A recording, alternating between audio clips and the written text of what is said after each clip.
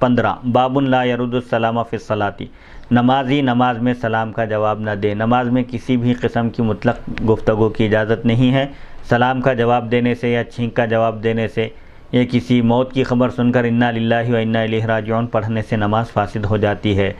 حدیث نمبر 1216 حدثنا عبداللہ بن ابی شیبۃ قال حدثنا ابن فضیل عن الاعمش عن ابراہیم عن علقمۃ عن عبد اللہ قال كنت اسلم على النبي صلی اللہ علیہ وسلم وهو في الصلاة فيرد علي فلما رجعنا سلمت عليه فلم يرد علي وقال ان في الصلاة شغلا۔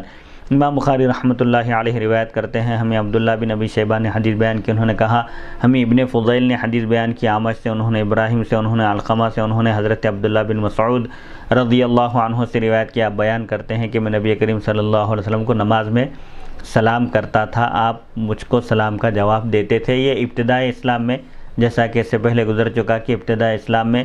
سلام کرنے، سلام کا جواب دینے اور احوال دریافت کرنے کی، گفتگو کرنے کی اجازت تھی، لیکن وقوموا للہ قانتین آیت نازل ہونے کے بعد نماز میں بات کرنے سے روک دیا گیا۔ آپ صلی اللہ علیہ وسلم کو حضرت عبداللہ بن مسعود جب سلام کرتے تو آپ سلام کا جواب دیتے تھے۔ پس جب ہم حبشہ کی ہجرت سے لوٹے، حبشہ سے واپس آئے تو میں نے آپ کو سلام کیا تو آپ نے سلام کا جواب نہیں دیا، اور نماز ہونے کے بعد فرمایا بے شک نماز میں مشغولیت ہوتی ہے، اللہ کی طرف توجہ ہوتی ہے، لہذا نماز میں سلام کا جواب دینے سے یا حالت نماز میں سلام کرنے سے نماز ٹوٹ جاتی ہے، فاسد ہو جاتی ہے، دوبارہ پڑھنا لازم ہوتا ہے۔ اس حدیث کی تشریح صحیح بخاری حدیث نمبر 1199 میں گزر چکی۔ حدیث نمبر 1217 حدثنا ابو معمر قال حدثنا عبد الوارث قال حدثنا كثير بن شنظير عن عطاء بن ابي رباح عن جابر بن عبد الله رضي الله تعالى عنهما قال بعثني رسول الله صلى الله عليه وسلم في حاجة له فانطلقت ثم رجعت وقد قضيتها فأتيت النبي صلى الله عليه وسلم فسلمت عليه فلم يرد علي فوقع في قلبي ما الله أعلم به فقلت في نفسي لعل رسول الله صلى الله عليه وسلم وجد علي إني أبطأت عليه ثم سلمت عليه فلم يرد علي فوقع في قلبي أشد من المرة الأولى ثم سلمت عليه فرد علي فقال إنما منعني أن أرد عليك إني كنت أصلي وكان على راحلته متوجها إلى غير القبلة۔ امام بخاری رحمۃ اللہ علیہ روایت کرتے ہیں، ہمیں ابو معمر نے حدیث بیان کی، انہوں نے کہا ہمیں عبد الوارث نے حدیث بیان کی، انہوں نے کہا ہمیں کثیر بن شنظیر نے حدیث بیان کی، عطا بن ابی رباح سے، انہوں نے حضرت جابر بن عبداللہ رضی اللہ عنہما سے روایت کی، انہوں نے بیان کیا کہ مجھے رسول اللہ صلی اللہ علیہ وسلم نے کسی کام سے روانہ فرمایا، بھیجا، میں گیا، پھر واپس آیا اس حال میں کہ میں وہ کام انجام دے چکا تھا۔ پس میں نبی کریم صلی اللہ علیہ وسلم کی خدمت میں حاضر ہوا اور میں نے آپ کو سلام کیا تو آپ نے میرے سلام کا جواب نہیں دیا۔ اس سے میرے دل میں